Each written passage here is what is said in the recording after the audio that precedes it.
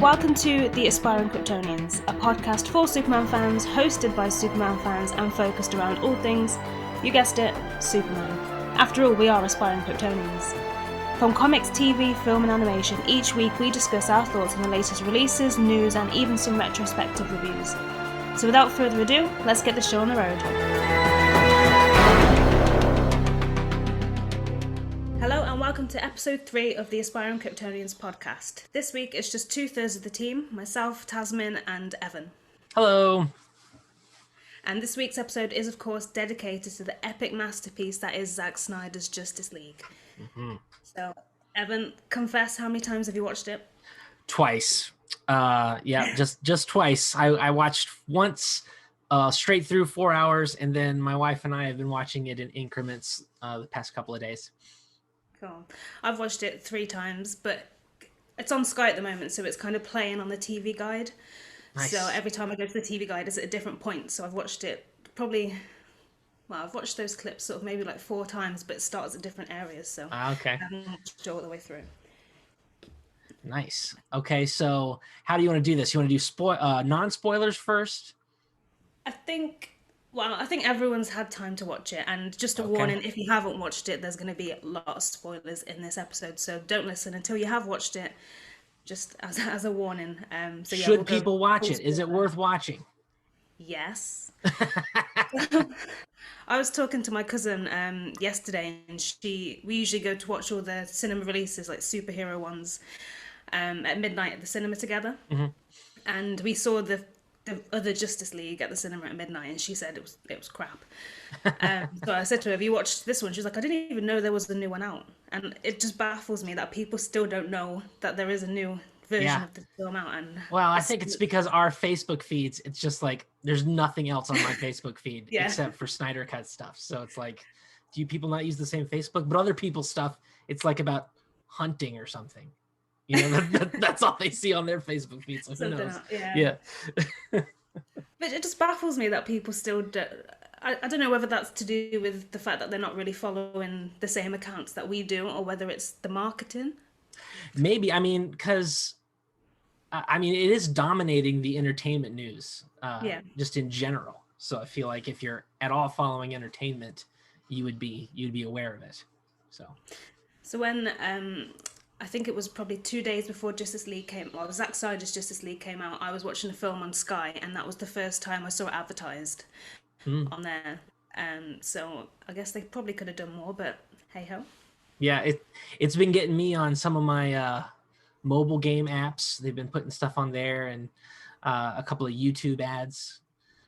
I watch YouTube on my... Go ahead. Go on. I was going to say, it's probably down to what you search as well, so the ads are sort of unique to you. So yeah, I've been Googling Zack Snyder's Justice League a lot, so I've seen a lot of it on my pages and timelines and stuff. But yeah, so we've both sort of written notes of what we think about the film and all the things that we want to discuss. So mine are kind of chronological because I wrote them. Let's follow yours then, because mine are not. Okay. Well, some of them are, and I think I jump back a few times at some points, but we'll see. So I love how it opens up straight after Batman versus Superman, so it shows that whole sequence again, because, when you think about the time that's passed between, when it was supposed to come out and now, it's like a nice refresher for people to see. Yes, and it's nice because it's really that imagery that Lex Luthor was talking about at the end of BVS, where the bell has been rung. You know, and you can't unring it, and it's showing the sound waves of Superman's death ringing through the world. Pretty cool. I like how it literally reaches every point of the world as well. Yeah, it's very awesome. And I like how they show Lex inside the Kryptonian ship again, because that's a deleted scene in the theatrical cut of BVS. Yeah. So not only is this thing like niche canon, but it's also like it's canon to the ultimate edition of Batman v Superman and not the theatrical version. Very interesting. And I've kind of written what I was going to say then, but Superman's cry is literally heard across the globe, so that just shows the power that Superman has, and it's the fact that it woke up Steppenwolf and Darkseid, because they sort of found their chance to take woke up the mother boxes. So Yeah. it's interesting that because I don't think normal people could hear it necessarily. Well, I guess Lex Luthor kind of did. It seemed like, but yeah, it's interesting that the mother boxes are like aware of what's on the earth going on. And I think all the we in one of the previous episodes we mentioned Justice League or the previous version, and we talked about what we wanted to see from that film in this film, and I think there's quite a lot of those bits in there, and there's a lot of scenes that are very familiar because we've seen a different version of them. So I quite like that there's similar scenes in this film, because it sort of, for people that have watched that film and people that are fans of the film series, it's easier to follow because we kind of roughly know what sort of happened anyway. Yeah. I was surprised that there were some Joss Whedon moments that I missed that I wanted to be in here. Only some. Not not a lot, but there were some. I was like, oh man, that was a good moment. Such as and this is going out of chronological order, but whatever. The moment, there's a moment in the Batcave where Bruce is talking to, or they're discussing about whether to resurrect Superman, and Bruce is talking to Diana and kind of calls her out on not being a part of the world and just hiding because she's upset about Steve Trevor's death, and she kind of pushes him, and that was a cool character moment. I wish they would have kept that, or not kept it because it was added on in the first place. So and then there was a moment where I think I talked about this last episode, where I wish they would have kept or done the part where Aquaman accidentally is tied up in Wonder Woman's lasso and spills his guts. That was good. Yeah, I did like that part too. But all the things that, I think for me, the main thing I wanted to see was and I'm jumping out of chronological, I can't even speak, chronological order now as well, but it's the bit where Superman comes back and then fights the Justice League. I really wanted to see Zack Snyder's version of that, and obviously we did. Well, it's interesting because it was basically almost the same, exactly the same. Like Joss Whedon kept most of that part true to Zack's vision, it seems like, except for the end of the fight. Yeah, where the Batman didn't get slapped in this one. But keeping those scenes sort of similar, and obviously not just that Superman scene, but it allowed us to really see what had changed and what was changed, what was cut from the previous version. So I don't know. I know obviously Zack Snyder worked on this as well after, and there are a few reshoots in there as well. Yeah, but I think those were very limited, and like the very end vision of the future. That I think that's all completely new. Like they got all the actors back to do that. And it's interesting because of COVID and schedules, none of those actors were acting together for that scene. Yeah. It's so crazy. It's crazy, isn't it? Yeah. It's so seamless when you watch it. But and I think I heard that they filmed it Ben Affleck filmed his scenes in his back garden, I think. Really?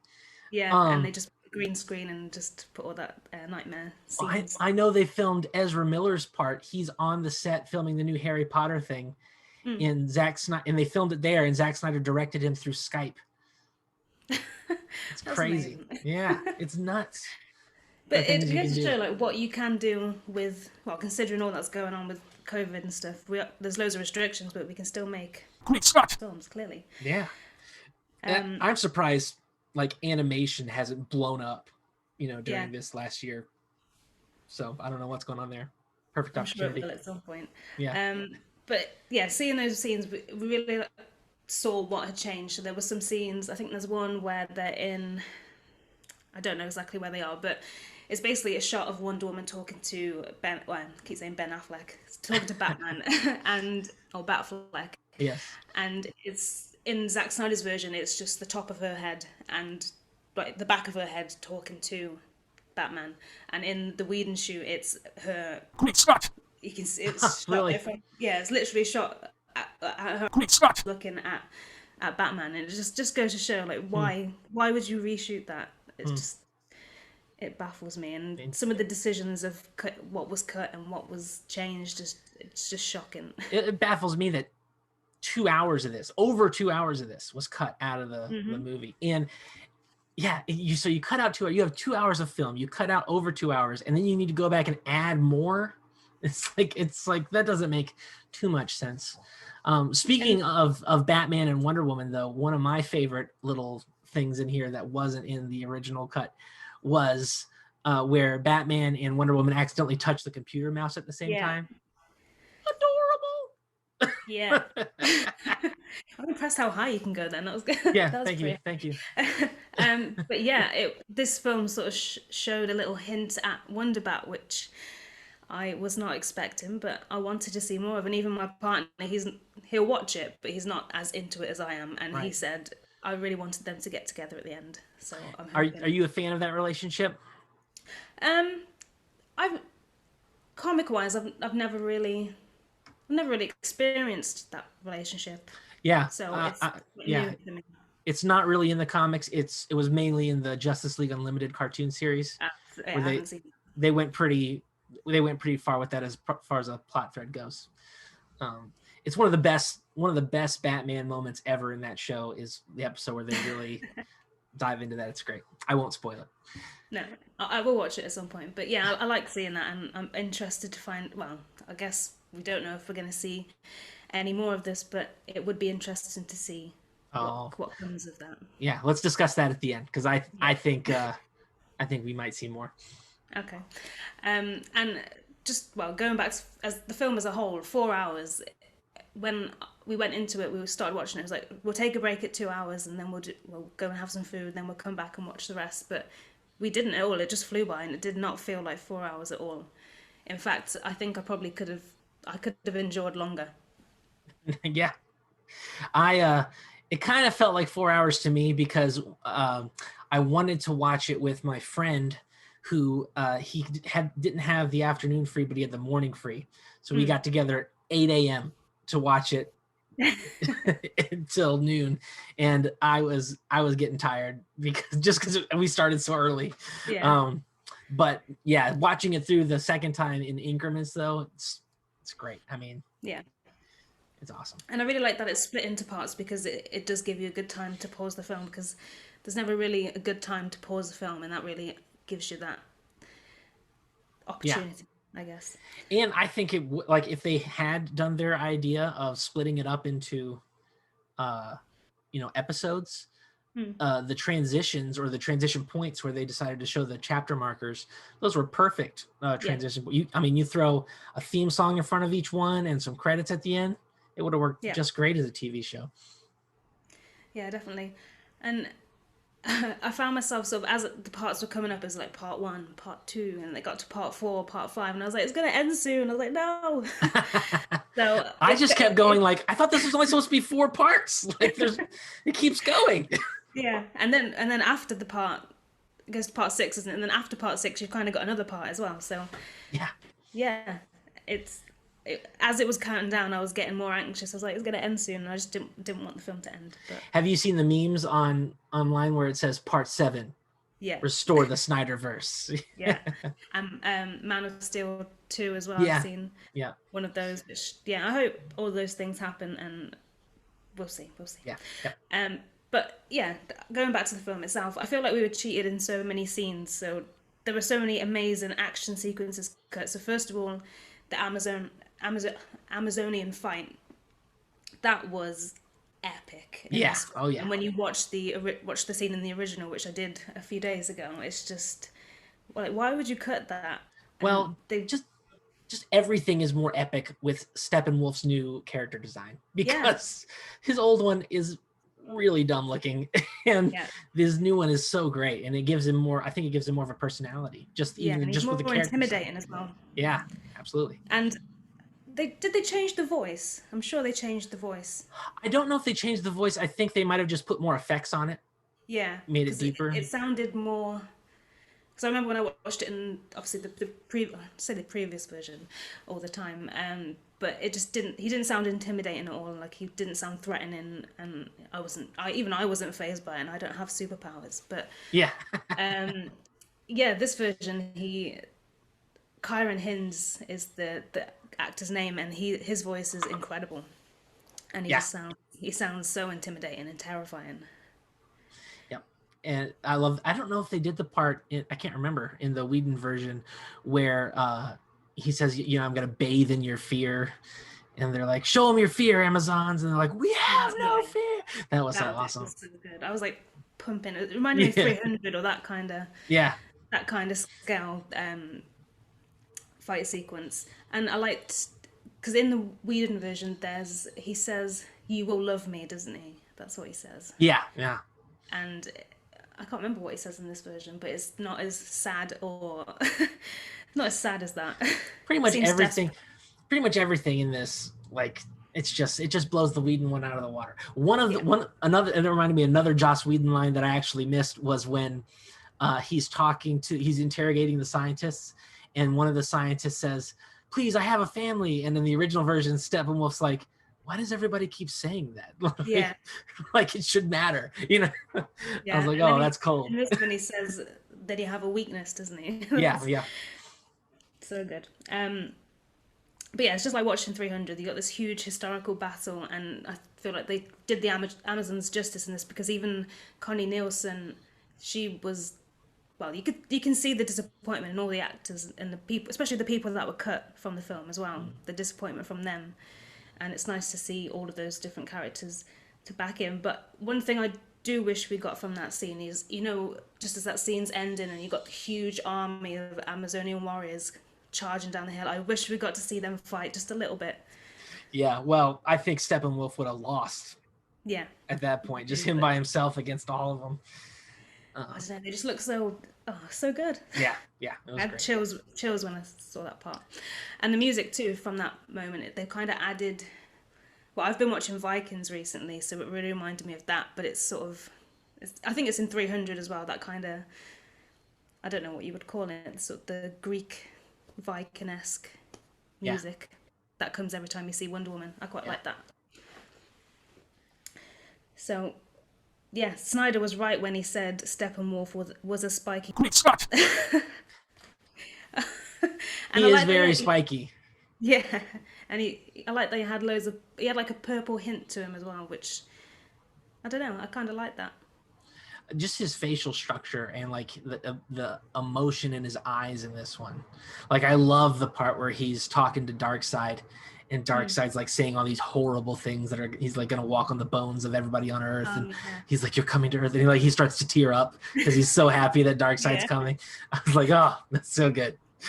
I've seen the memes where people compare him to Puss in Boots from Shrek when he does the little sad face. Yes, yeah. And that's exactly what it's like. And people have said that he's got really cute eyes and that they feel sorry for him. But I think adding it's sort of a more realistic facial expressions and stuff that allows you to sort of get in his mind a bit and see where he's coming from, because he's trying to make up for what he's done.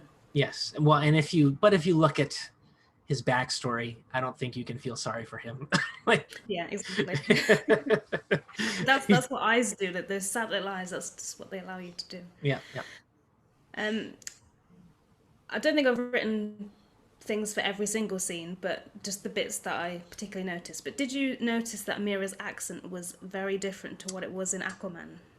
I think I did. Does she have like an American accent in the Aquaman? Yeah, and in this one she's British. Yeah. But she's got an English accent. Yeah. But I think I liked the English version better. It sort of made her seem more royal. You can say it. No, but she not royal, but she was more. She's more. I'm trying to think of the word now. She's refined. Yeah, so she's kind of. She knows what she's not. In the Aquaman film, she seems a bit naive in some parts, and in this one, she does none of that. She knows what she's talking about. One of the things that I did not like in this movie, which is this, it's another thing I didn't like in the original version either, is they have to make water bubbles to talk to each other under the water. Yes. A little inconvenient, I guess. Yeah. It makes sense, like physically, because sound travels different underwater, and I like that they reason it like dolphin language. when they weren't in the bubble. But in the comics, they just talk underwater, and in and in the Aquaman movie, they just talk underwater, and I think it just works better for that world building. Yeah, I guess so. And it was weird because obviously this was no fault of Zack Snyder's, because obviously the way that this all worked out, and we actually finally got the Snyder Cut. But it just seeing that now that I've seen Aquaman and now that I've seen that sequence, it just doesn't marry up very much. Like it's very different in tone to the Aquaman movie. Yeah. But I did like they set up a lot of the stuff that was going to happen in the Aquaman movie as well. So there's lots of connective tissue there. And the one thing I did like about the water bubbles is when they use them in combat. That was really cool. Like when Steppenwolf's swimming toward the mother box and she just takes all the water out, so he falls down, can't get it. Yeah, that's good. Yeah. And I like the bit where, well, I think it's when Steppenwolf first gets to Atlantis and he's sort of under a bridge, and then the Atlantean sort of pops over and he just pops up, and that made me jump. Yeah, that was cool. That bit was pretty good. It's quite intimidating. And Mira, she was bad in that scene. I wasn't expecting her to really pull out. Well, so it starts as water, doesn't it? And then it turns to blood. And you can see she's like pulling the moisture out of his face. Yeah. Yeah. That was very cool. Madness. I love that. In the flashback scene, well, have you got any bits that are on your list that we've gone past at this point? Nope. Okay. I don't think so. No. I have it on my list. I have it on my list. It says here, bubbles are dumb. That's what it says. Nice. The flashback scene with the battle between the old gods and Darkseid, that blew me away. That was awesome. I mean, it was awesome. Yeah. And I wasn't expecting the old gods to be that big. Oh yeah. Well, I mean, that scene was almost the same as the Whedon cut, and I thought they were big in the Whedon cut as well. Of course, they changed Steppenwolf to Darkseid in that scene, which that's the way it always should be. And they did take out the part where the Green Lantern actually makes a giant hammer and hits somebody. I missed that too. He just shoots people in this one, but just awesome. And so I thought those the old gods, Zeus, Artemis, and Ares, were all just completely CGI. Because who could be that muscular? But those were all real people. Yeah. I saw the cast photo. I'm like, oh my goodness! Like, look at the size of those people. That's the first thing my partner said. He was like, "Man, that Zeus is in good shape," and he said it must be CGI, and I was like, "No, he's real." Yeah, it's crazy. And wow. they even kind of put the actor who plays Ares in Wonder Woman. They kind of put his face on top of the actor who plays Ares. Yeah, you could tell that it wasn't him, but you could see the similarities. Yeah. But yeah, I like that they've kept that sort of. Yeah, I appreciate that. And it really reminded me of like a Lord of the Rings style battle where you've got all these. I think it might be the Hobbit. Same thing. Battle of the 5 armies. That's it. Yeah, it reminded me of that, where they all sort of come together and just fight for one thing. Or the flashback battle where they fight Sauron for the first time and cut off his finger. I mean, this whole movie is very Lord of the Rings-esque with just its scale and its epicness and its length. And the length of its ending. Definitely. So, I think if you're, fans of that kind of stuff, you're just going to love this, whether or not you're a superhero fan or not. But sort of going to Lord of the Rings, I feel that some of them are too long, and I don't really. I think I prefer the Hobbit films to Lord of the Rings. Oh my goodness, Tasman. I know. I do. They're just more enjoyable, and I really hate Frodo. I hate him. He is really annoying. But the main character is the worst. I like all the Lord of the Rings films, the extended edition. I can watch them all the time. And I don't really care for the Hobbit ones, except for the second one, because it's got Smaug, and he's awesome. Oh yeah, that's my favorite one, I think. So good. Anyway. Sorry, that's not Superman related. This league. the sequence of the Flash saving Iris West, or I guess, and for people that don't know who Iris West is, they don't really reveal that it is Iris West in the film, but it's her. we know it is. Yeah. Yeah. I really like that the length of the film allowed them the time to allowed them to take their time with it, and I like how slow he was at saving. He wasn't just catching her and moving her out of the way. He would move her hair, put the hot dog in his pocket. Yeah. So here's something that I loved about this movie. Every single time the Flash moves in his super speed is amazing. Yeah. And I love the fact that there's only two options that Zack uses for showing him in super speed. One is from his perspective, where everything is slow motion and he is moving at regular speed, or it's from everybody else's perspective and it's almost like teleportation because he's moving so fast. He's just in one spot, and then the next frame he's in another spot, and we can see kind of the lightning trail that led there, and there's no in between. And I love that because, like, in the CW show, it's a lot more like the comics where, you know, we're following along and he's moving his legs and arms real fast, and you can see the lightning, and that's cool, and it's like the comics. But I love, you know, that this, I mean, it's like a realistic portrayal of what this would look like, you know, if.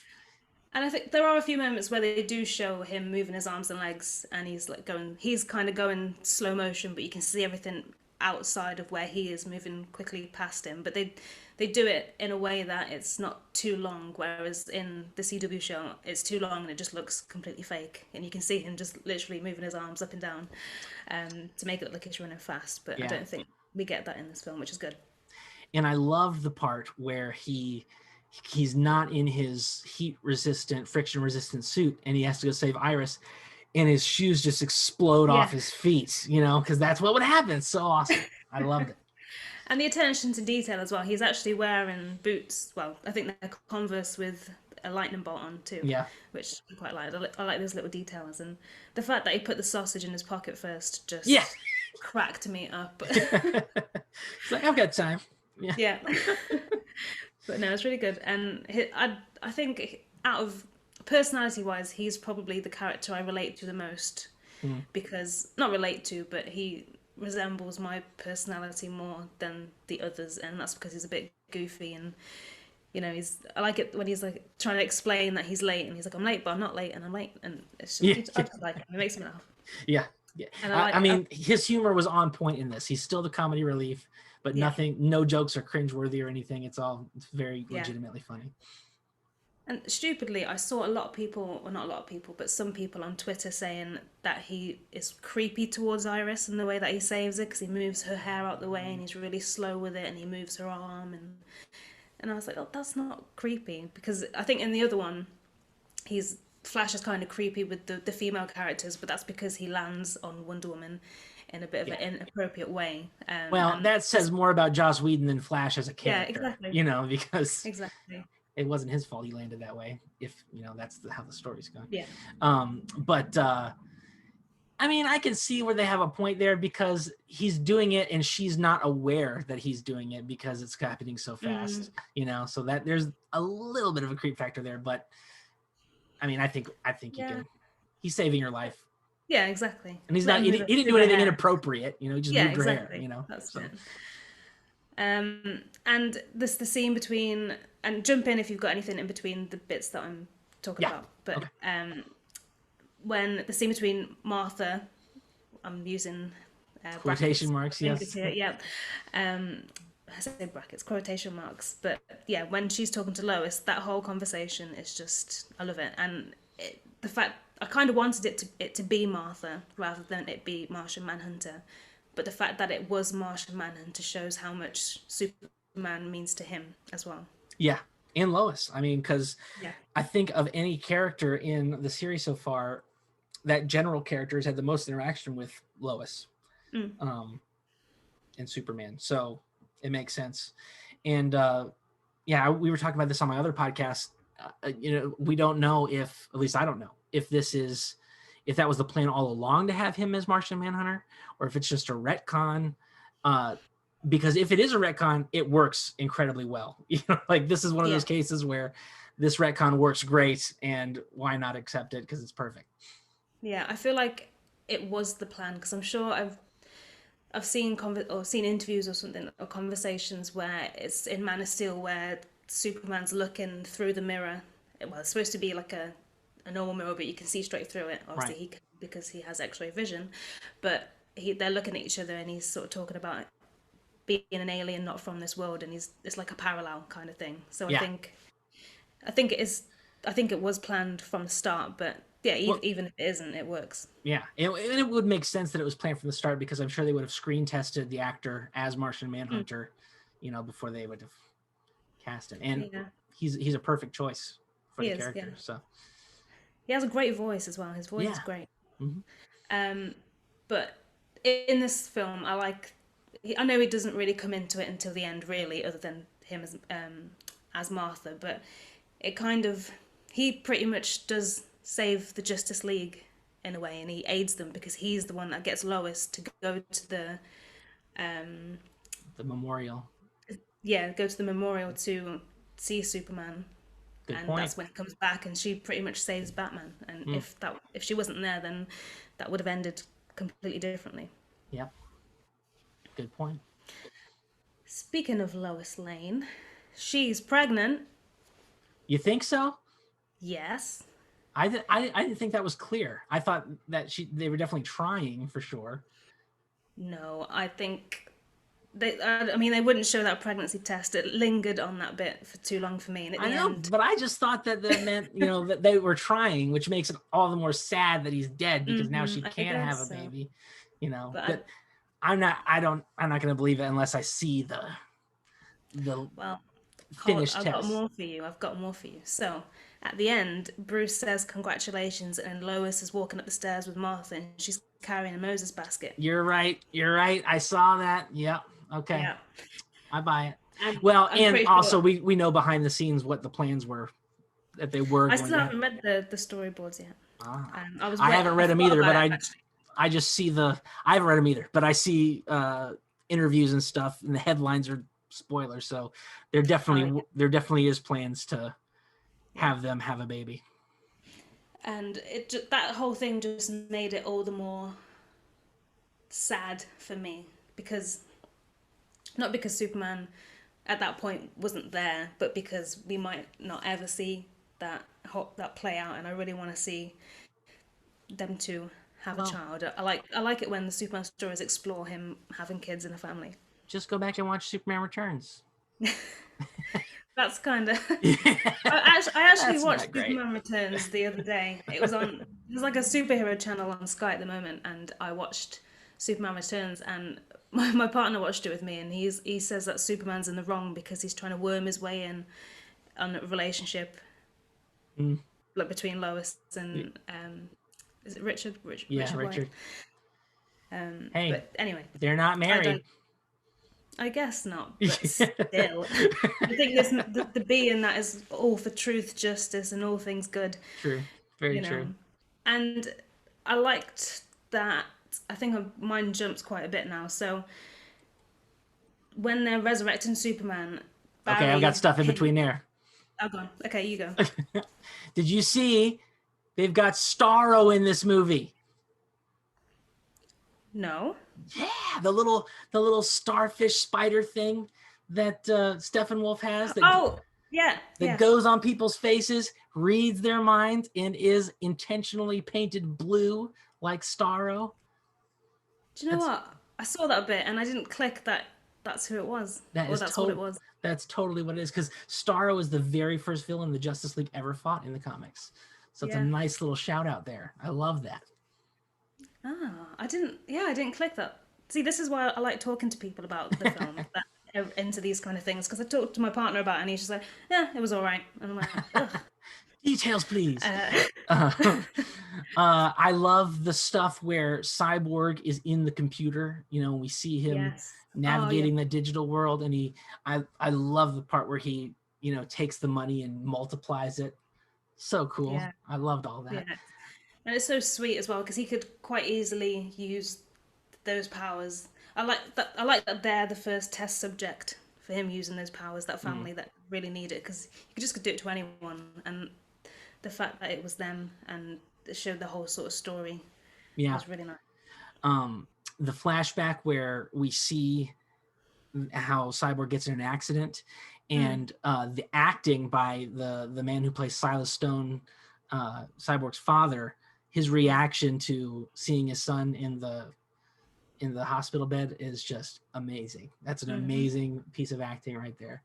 And then I love the fact that when, the whole movie, Cyborg is really dour and somber, for good reason. But when he first tries flying and learns to fly, he can't help but cracking a smile because he's flying.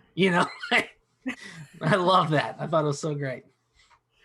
And I feel, well, obviously the other film cut out so much of Cyborg's backstory that it just didn't make sense as to why he was so moody and so, he's not moody, but moody is probably the wrong word, but he's full of angry. sort of sorrow, and he's angry, and it just didn't make any sense in the other Justice League, and it kind of, for me personally, I thought it kind of made him a little bit unlikable.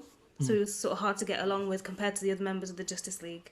And I feel like this film really did him justice in that sense, because you really resonate with him. You understand why he is the way he is. And you just feel sorry for him because he's been through a lot. My friend pointed this out to me. The name of the name that the government gives the mother box, the number on it is that's Cyborg's first appearance in New Teen Titans, I think. See, it's these. I love these little details that you kind of notice them after you've watched it, I guess, and all these sort of things that you notice when you see people talking about it on Twitter, such as cameos. Like Zack Snyder does a cameo in the film, which I didn't know that. Where's that? Yeah, he's. It's when Lois Lane comes out of the coffee shop at the beginning, and she's got the two coffees in her hand. He's in the window. Nice. That in there, so that's quite a nice touch. And Ray Porter, who voices Darkseid, he is the person that forges the shape of the mother box container for the for man. Right. I guess.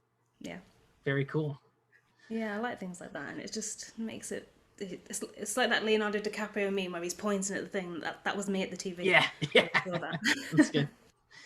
All right, so you were at the Resurrection. Yeah, so the Resurrection of Superman. So Barry hints that he's already delved into the multiverse a little bit there. Yes, or at least time travel. Yeah, but he says he can either screw with time or he can create a powerful electrical force. So the screw with time comment made me think maybe he's gone back accidentally, changed something, and then come back and it's sort of, something else has gone wrong. Well, that's definitely setting up, the Flashpoint, which is the next Flash thing. Yeah, and I hope it's not too long before that comes out because, actually, because their relationship between the Flash and Cyborg, I really liked their friendship because they kind of, I don't know, they kind of got each other, and they had a few sort of moments of like good buddies rather than just comrades. Well, I love the part where he's asking Cyborg about if he has a chance with Wonder Woman. It's like, you think she's into younger guys? She's like, Barry, she's 5,000 years old.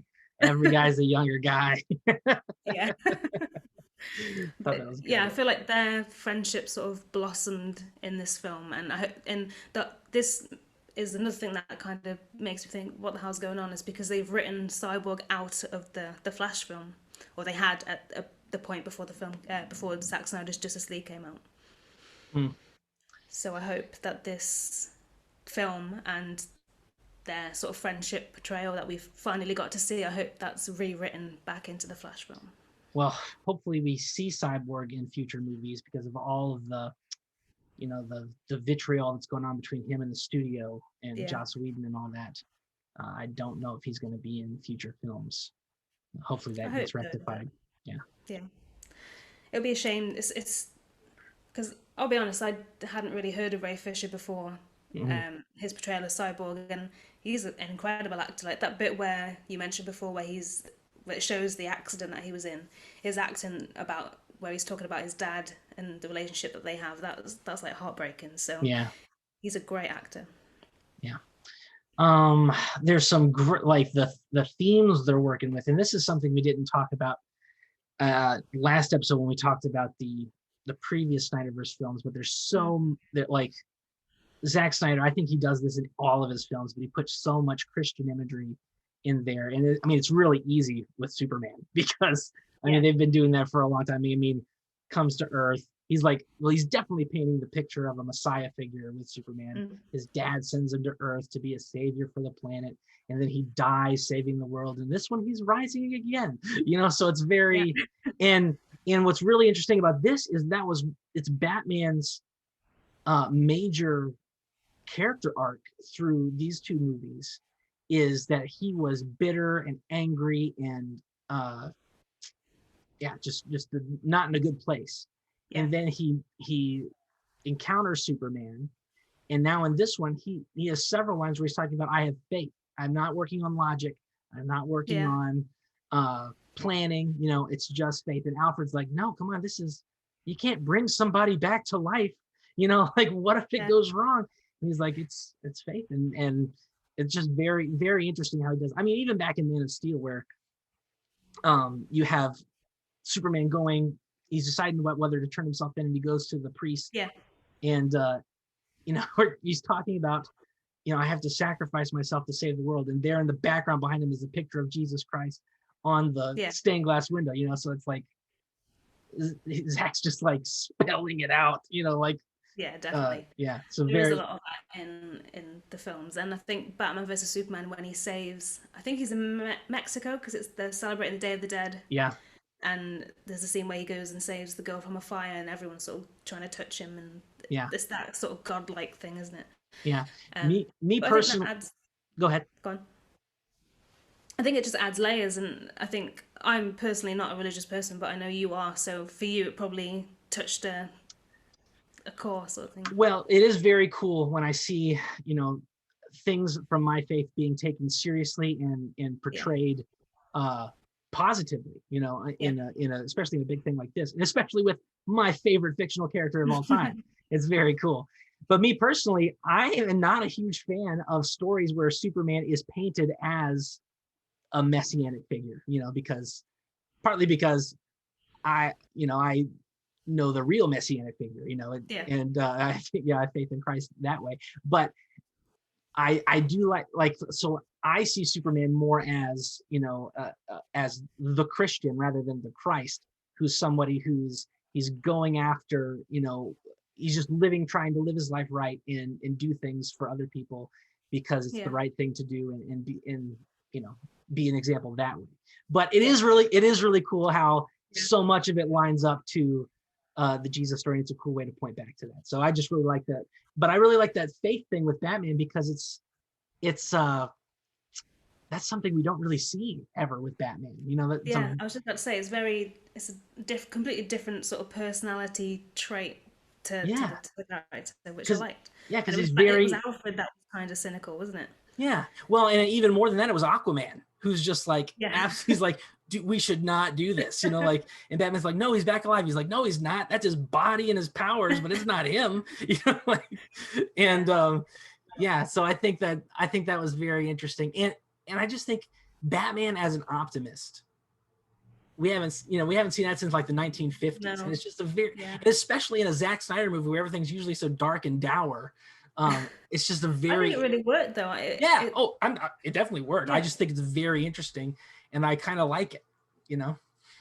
Yeah, I hope this is why I hope we see more of. Well, there's rumors of a HBO series for Ben Affleck's Batman, so I hope that goes ahead because I hope it explores that a bit more, and he has a little bit more faith in the world. Because personally, I mean, I like Batman as a character and all the things that he has, all the gadgets and the villains he's got are really cool, but I don't particularly like him not as a person, because I know he's a fictional character, but he's just taken, like, him and Superman are the complete opposites, whereas Superman's had this loss, but he's taken it into a different way to be good, whereas Batman's sort of more doing it for revenge. So I didn't really like that about Batman before, but I like this new sort of twist we have. Well, yeah, and it's interesting in the comic books because Batman, he kind of switches from it being about revenge for his parents, and then it's revenge for dead Robin, and then it's just like an addiction almost. Like I have to do this. I can't stop it. And it's just he's half the time he's portrayed as incredibly competent and knows what he's doing, and then the other half he's like very damaged and making bad choices, and the other members of the Bat family have to kind of pull him out of that. So and once again, it's just a very unique take, and I like it a lot. Yeah, and jump in a little bit. We'll go back a bit as well, but so at the end in the nightmare scene where Joker kind of confirms that it is, well, we know it's Robin's suit anyway, but he confirms that he sent a boy to do a man's job, and that was the outcome. And I'm kind of gutted we didn't get to explore that a bit more. I don't know how they would have done it, but I don't know. I hope we get more of an explanation on exactly what went on there. Yeah, I mean, I know some of the behind the scenes explanation, and it's like that. Zack Snyder said that was Dick Grayson who killed, so that's very different than what we have normally. So yeah, but yeah, and so the flash forwards that Cyborg gets. So I think in the resurrection, when they're resurrecting Superman, just before he gets this, what would you call it? Premonition, I guess. Yeah. Where everything went wrong, basically. Yeah. You've got Wonder Woman dead. That was so cool. Lois. I'm assuming it's Lois that's died in Superman's arms. You've got Aquaman that's dead. Green Lantern dead. And obviously Superman turns bad. But what made me think is, why isn't Cyborg warning the rest of the Justice League that this is what he's seeing?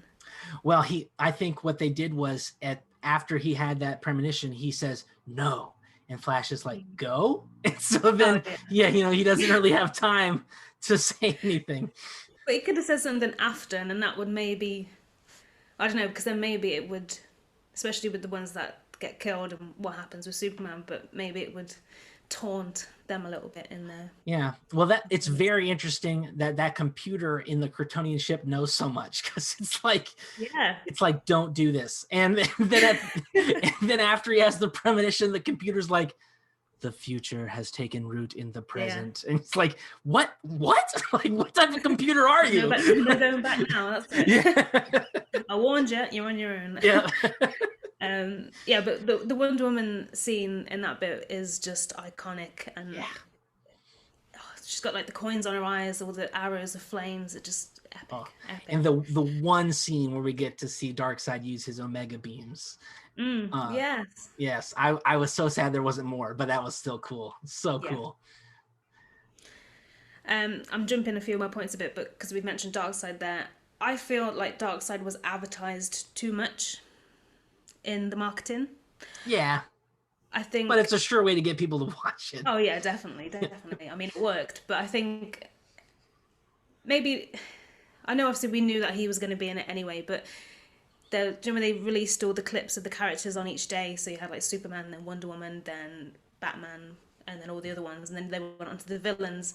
They should have kept Darkseid out of that, because for me that made me think he was going to be a really, really big part in this film, and obviously Steppenwolf's the kind of pawn for it, isn't he? So I feel like they just advertised him a little bit too much. Well, Zach has said he's the main villain for the sequel, so if we get a sequel, hopefully all this setup will not be in vain. But what we did get was awesome, and I loved Darkseid as well. I thought that was a great representation of him. He is mean. Oh yeah, he is so mean. You got Steppenwolf trying so hard, and you're just like, he's gonna fail. Well, Darkseid is just, he's evil, and he's just like a sniveling, power-hungry little grabby guy.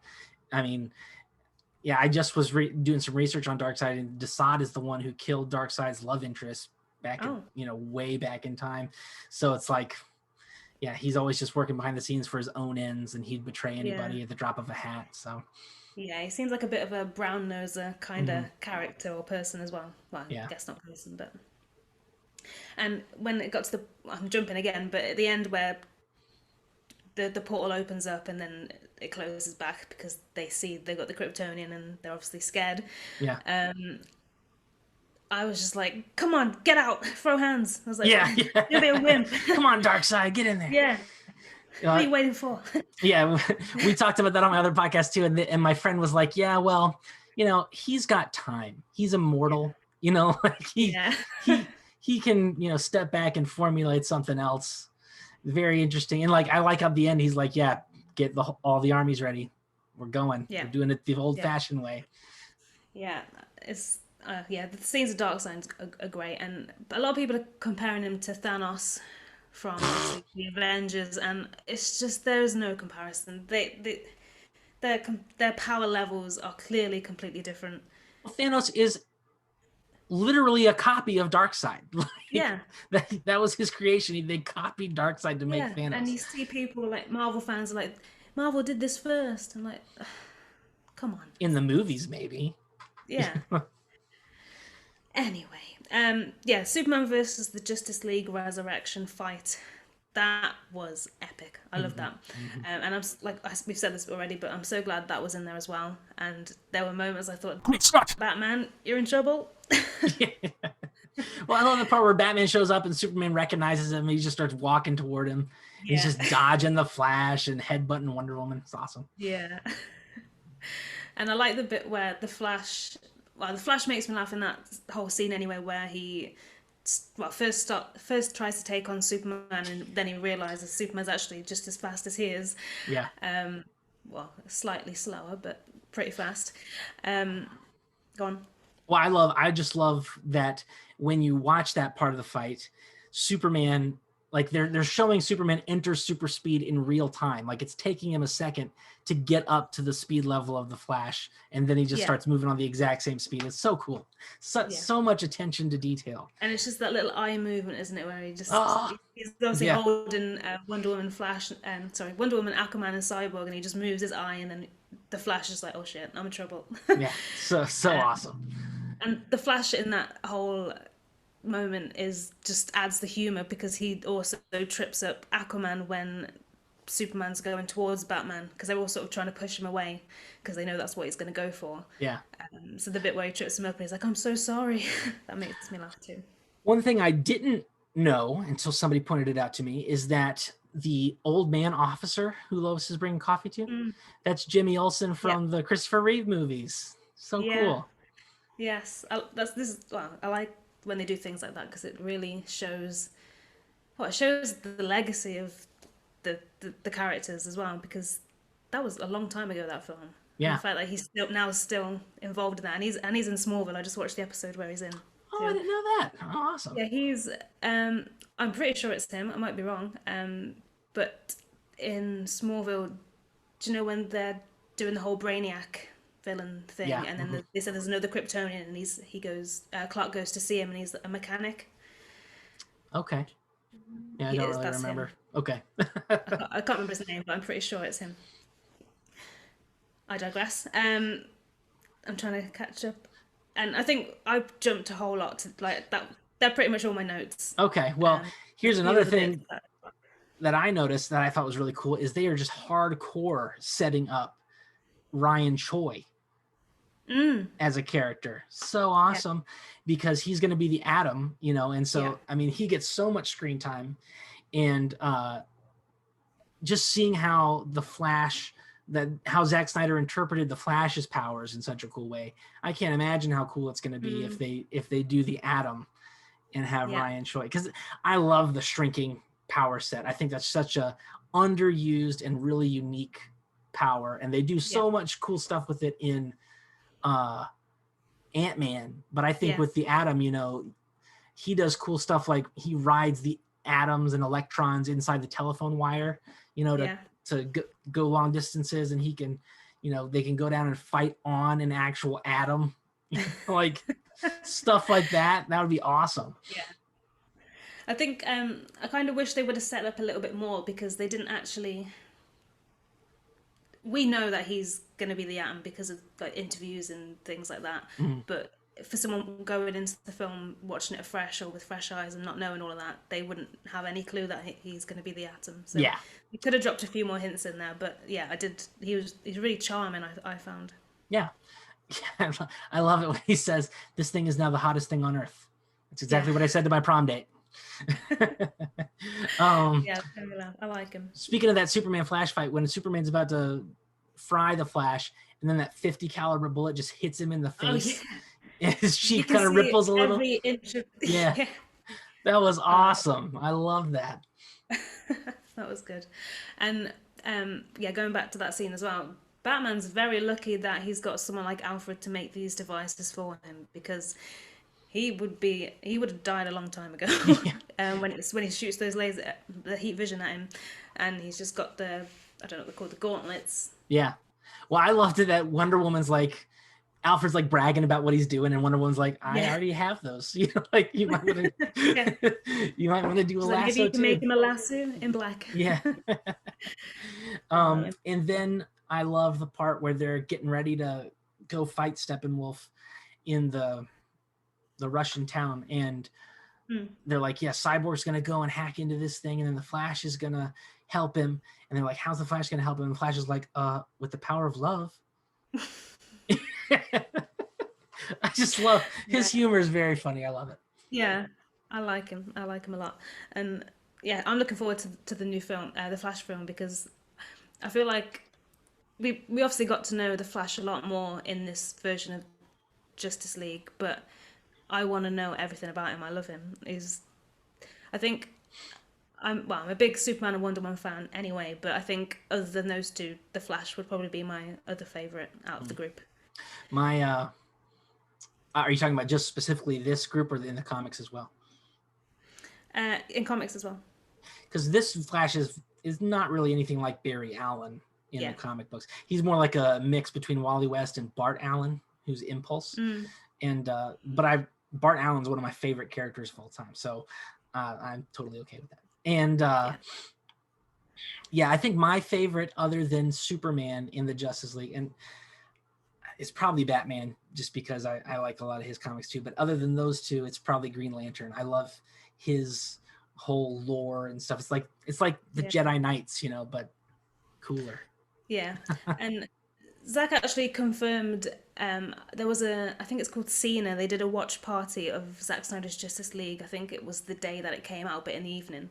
And Zack was answering a load of questions, and someone asked what was going on with Green Lantern, and he confirmed that scenes were shot of Jon Stewart as the Green Lantern, and he wouldn't say who shot the scenes or who the actor was, but it was confirmed, and Warner Brothers actually told him to remove it and remove the character because they already had plans for him, which I'm guessing is going to be in the HBO Green Lantern series that's starting filming soon, I think. Super excited about that, and I love the fact that we got to see Kilowog. Yeah, I thought it was him, but he looked a little bit different. Yeah, he was dead, but we got to see him. Yeah. Oh no, I thought Kilowog was the active Green Lantern. Oh no, I didn't recognize him at all, and he was like kind of like wearing ancient kind of clothes. But yeah, the dead Green Lantern in the Vision was Kilowog. Oh,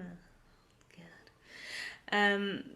But yeah, and that's also set up what Zack did with the Green Lanterns. That's kind of set up the HBO series as well, because when whoever that Green Lantern was in that scene died, we saw the ring go off to find somebody else. Yeah. So I guess we know in the nightmare sequence that Green Lantern doesn't have such a good fate, but it kind of leads to what could be in between those moments. Well, and I really like the fact that they mentioned Green Lanterns, and that we're just from the comments we got, we know that they're actively been fighting against Apocalypse this whole time, and Darkseid takes into account whether or not lanterns are active in a sector before he goes and invades. It's very interesting. Yeah.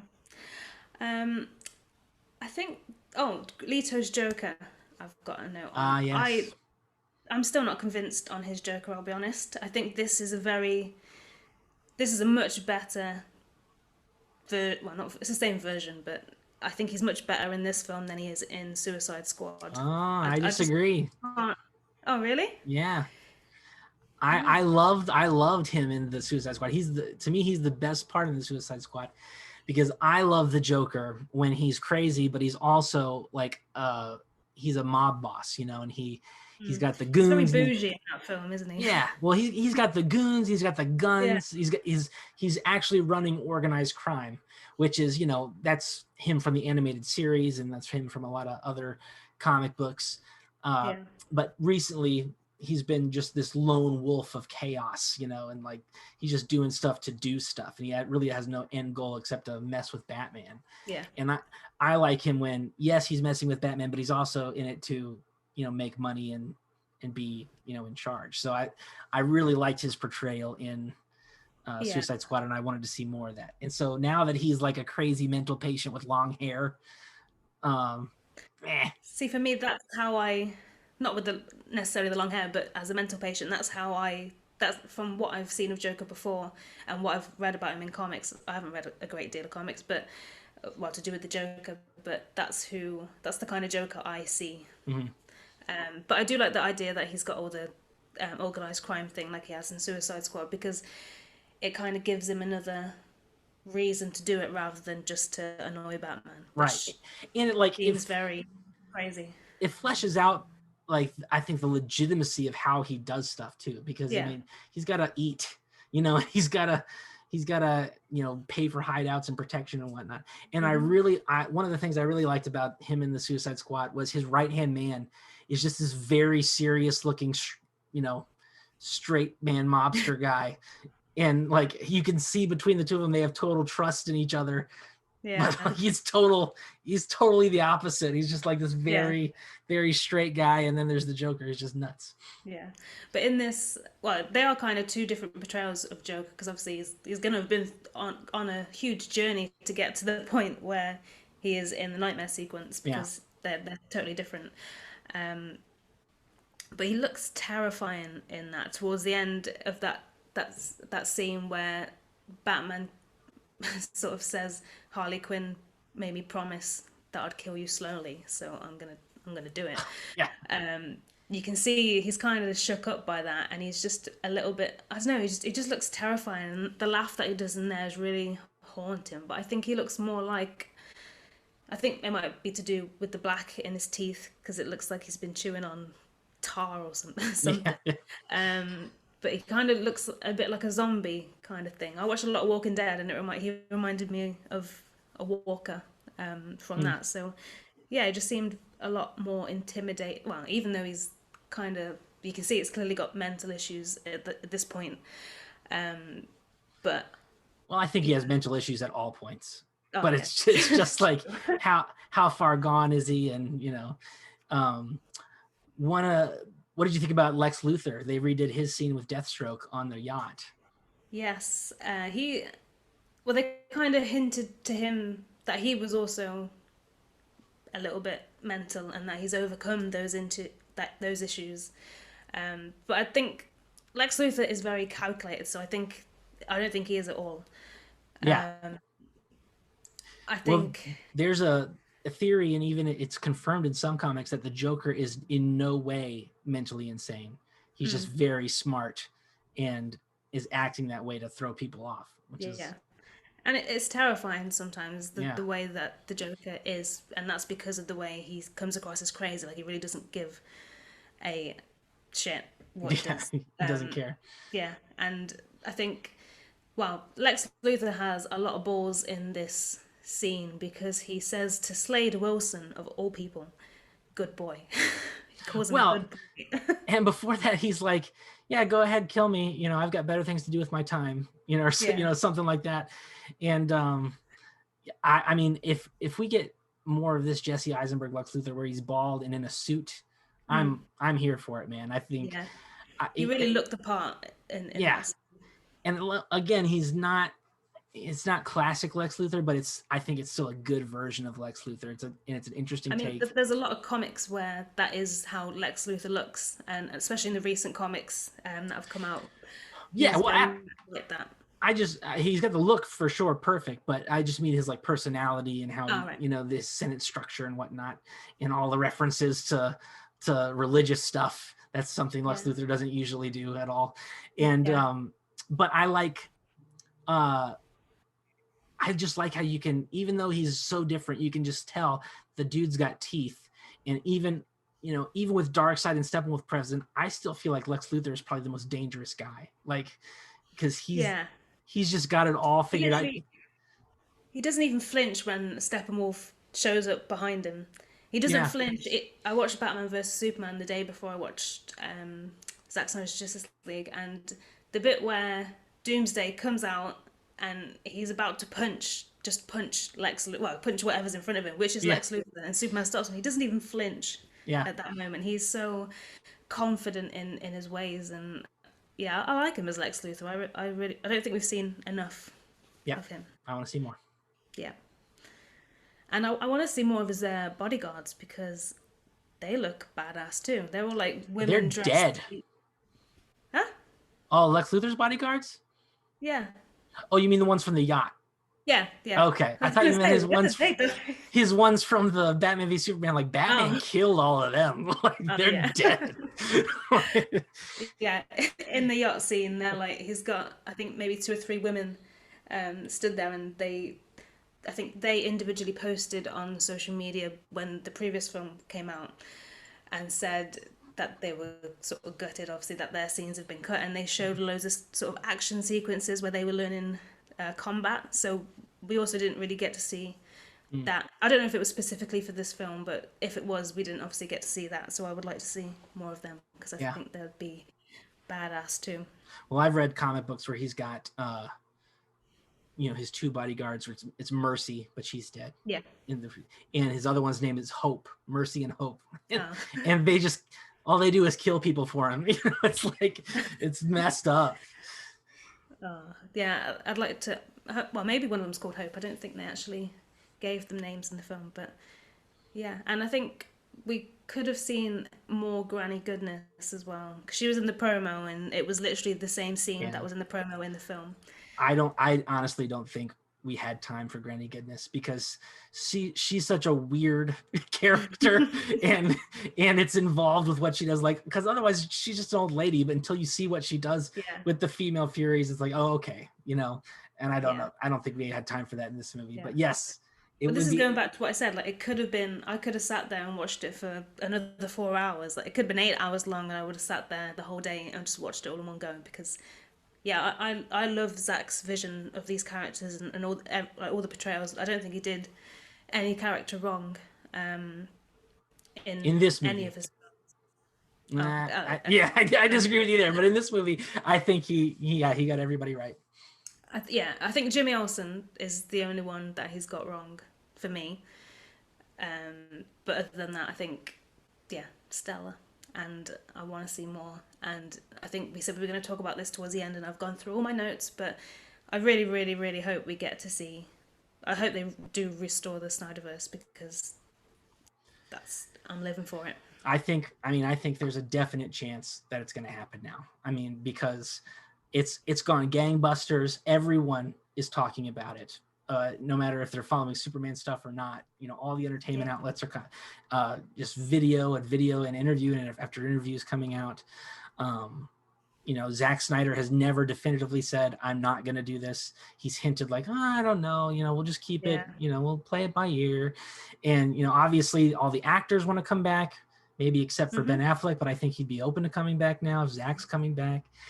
And, I mean, I just think there's, if the sales figures go well with this, there's definitely going to be money in it. Yeah. And obviously what's going on now with coronavirus and stuff, the cinemas aren't really open, so we can't test it yet, but they have said that when cinemas do open, they're going to put it in cinemas. And I know that all of the fans of Release the Snyder Cut hashtag and movement, they're all going to go see it. I'm going to go see it. And hopefully a lot of other people that haven't already watched the film because they don't know it's even out will go and watch it. And I hope they're not intimidated by the 4-hour thing, because it really doesn't feel like 4 hours. Yeah, and like I just keep telling people, like, just watch it an hour at a time. You know, watch it, you know, an hour. Watch it in parts, because it's like, what, 40, well, my maths is terrible, but like 40 minutes apart-ish. Yeah, I talked to a guy yesterday. I was like, hey, did you watch the Snyder Cut yet? He's like, what's that? I was like, oh! It's like, come on, man. So. Yeah, I think, well, my partner works away quite a lot, and he came home the other day because we had our 20-week scan for the baby, and he came back and I was watching Justice League, and he was like, "You're watching it again?" I was like, "No." I was like, "It's just on TV. It's not my fault." But I was watching it again. That was the Nice. second time. No, of course not. Don't be silly. Yeah, so I definitely think they're, with with how impossible and improbable it was to even get this first one done. It's much more possible and probable now for a second one to happen. And I think it's going to be damn near impossible for Warner Brothers to ignore the hype, ignore the ratings, because I think I know Rotten Tomatoes is awful anyways. It's a rubbish website. But if you look at the reviews on there, I think the previous film got 40 something % on the critics, and then I don't know, it was like 60% on the audience score, and on this one it's 75% for the critics and like 97% for the audience, or it was something like that. Something, and you can, well, the difference is clear. Like, this is a better film, this is a better vision, it's a better story, which really explains everything. Because when you look back at the previous film and you've got the Russian family, I didn't even click that they were in like a nuclear area. Like, oh, really? I didn't click that because I don't think. Well, I think when you look at the background and you look at the location, it's obvious, but they didn't really mention it. So I think it was easy to miss. Well, I missed it anyway. And we didn't really talk about Superman, considering this is a Superman podcast.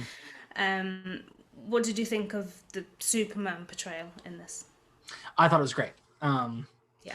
I mean, I really appreciated what Joss Whedon did with his added lines of him in the final battle. I think that made him a lot more like the comic book version. But this still, even without that stuff, this was a great portrayal. It's much more positive. He's much more hopeful, and just everything with him in this movie was great. And the black suit, I'm still kind of sad that the cape is there, but it was it is what it is. That there's one thing I was disappointed in, and it's at the end where he does the shirt rip and it's still the black suit. Oh yeah. Yeah, I was like, I didn't think I wasn't disappointed, but I didn't think it was gonna be the black suit. I thought it would have changed into the colored one. Yeah. But I disagree with you on the comment, not the comments, the lines that Whedon added at the for Superman's battle with Steppenwolf. I thought I know they are very comic accurate, but in this tone, in this situation, it was just so out of place. And even I love the truth and justice line though. Yeah. Or he's like, I like truth, but I'm also a big fan of justice. Yeah. I like the line, and it's very Superman, but I don't like it in that context. All right. I don't think it fits the film. And I like the bit where Steppenwolf, well, this is before he shows up, but Steppenwolf swings the axe that he has, and then he just appears in front of it, and he's like, "I'm not impressed." Yeah. I love that. He's like, "I'm not mad, but I'm disappointed." Yeah. Everything about him and his portrayal in this one was spot on. It was great. Yeah. And he smiled a lot more. He smiles a lot in Man of Steel. Yeah. I think. Does he smile once in Batman v Superman? Maybe when he's kissing Lois in the bathtub. Oh yeah, that's probably the only time. But what else has he got to smile about in that film? It's not a happy time for him. I know. Well, how about the fact that he just saved a bunch of people? Like, come on. I guess so. Come on. Yeah. But yeah, overall, I love Henry Cavill as Superman anyway. So I think this really, pun intended, did him justice. Nice. Because the other film did too, but it was there's obviously so much more that was cut out and that was changed. I loved that we got to see I take that as a yes scene, because that was in the trailer a lot, and I think it's just sweet. And I love that she's I know it doesn't take place that long after Batman versus Superman, but I like that she wears the ring. Yeah. Anyway, regardless of what's happened, so yeah, I liked it. It's good stuff. And I think, well, I'm on my 3rd full watch already, and I know I'm going to be rewatching this a lot. Yeah. Probably in parts because I think sitting down every time to watch a 4-hour film is quite daunting, even especially if I've seen it already and I don't know what's going to happen. But yeah, it's going to be one of those films that I watch a lot. Well, I've only got HBO Max for another couple of weeks, so I will probably watch it at least one more time before that. Yeah. I'm keeping it around till Kong versus Godzilla. Oh yeah, is over. That's not too far away, is it? That film. That's March 31st. It's 10 days away. Oh, sweet! It looks really. I love. I'm a Godzilla gal. Yeah, me too. I'm not a Godzilla gal.